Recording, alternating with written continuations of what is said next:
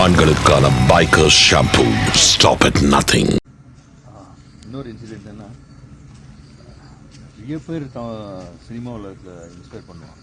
அதில் ரொம்ப ரொம்ப முக்கியம்னா அவ்வளோ முக்கியமான ஆள் வந்து நம்ம கமல் சார்.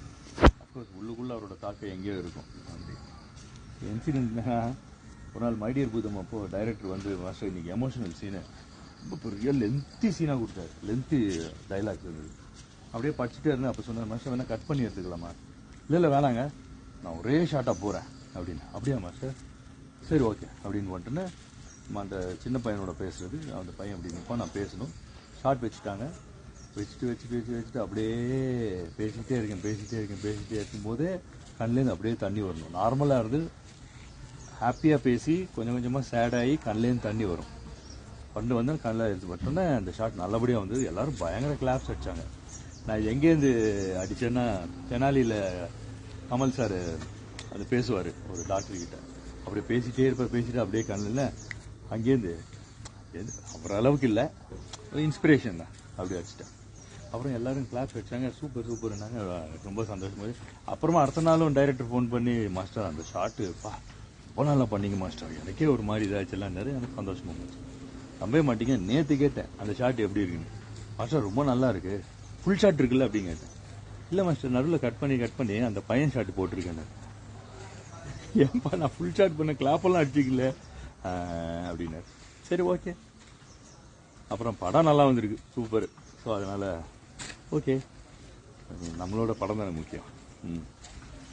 நல்ல பேர் வாங்க விட மாட்டாங்களே, டைரக்டர் கேட்கணும். Rock me, baby.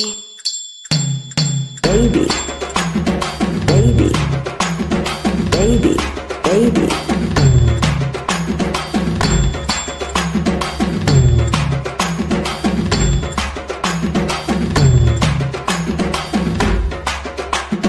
ஆக்சுவலாக நான் ஃபஸ்ட்டு டேக் பண்ணும்போது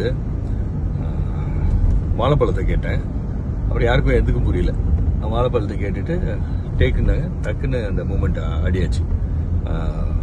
கொட்டை தூக்கி போட்டேன், வாழைப்பழ தோலை பிரித்தேன், சாப்பிட்டேன், திருப்பி வாழைப்பழ தோலை போட்டுக்கிட்டேன். அப்புறம் யோசிச்சேன், இன்னும் கொஞ்சம் நல்லா பண்ணலாமே செகண்ட் தேர்டு டேக்குக்கு அப்படின்னு செகண்ட் தேர்டு டேக் பண்ணேன். ஆனால் ஃபஸ்ட்டு டேக்கில் வந்து ஒரு ஹார்ட்டே தானே நமக்கு சொல்லும் இப்படியெல்லாம் பண்ணணுன்ட்டு.